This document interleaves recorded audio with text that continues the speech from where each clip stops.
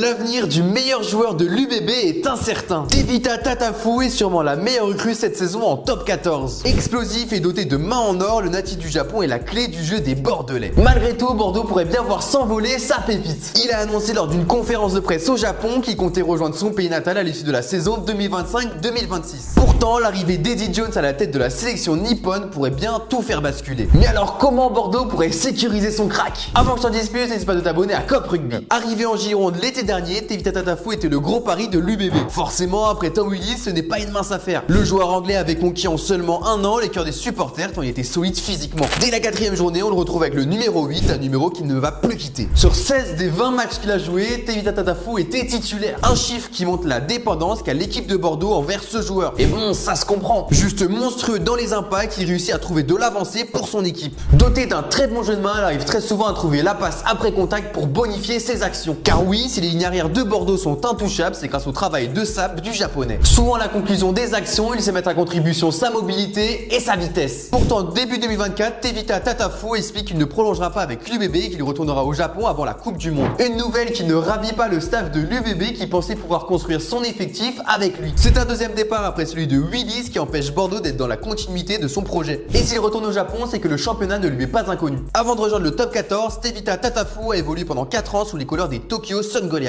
le club actuel entre autres de Sam Cane et de Chelsea Colby. Cependant, contre toute attente, le japonais pourrait bien rester en France. Depuis l'arrivée d'Eddie Jones à la tête des Cherry Blossoms, la donne a changé. Il n'est plus question d'un retour en Japon, mais d'un renforcement en France selon le journal Sud-Ouest. L'ancien sélectionneur de la Rose a indiqué sur le joueur et apprécié son évolution en top 14. Il demande néanmoins que Bordeaux le libère pour les tournées internationales. Un mal pour un bien pour l'UBB qui devrait pouvoir compter sur Tatafu pour les prochaines saisons. Pour l'instant, le contrat du japonais s'écoule jusqu'en 2025 et aucune prolongation n'a été communiquée. Mais cela devrait arriver dans les prochains mois. Mais alors selon toi, est-ce que Tatafu est le joueur indispensable de l'UBB? Et si t'as kiffé, n'hésite pas de t'abonner à Cop Rugby.